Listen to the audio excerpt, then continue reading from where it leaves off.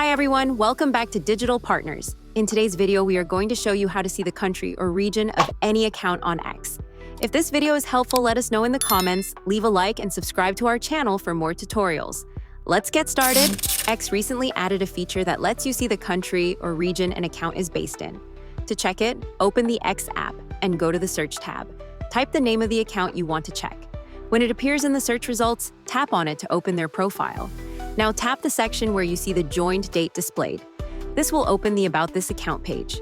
Here you will be able to see when the account was created, the country or region where the user is based, whether the account is verified, and even how many times they have changed their username.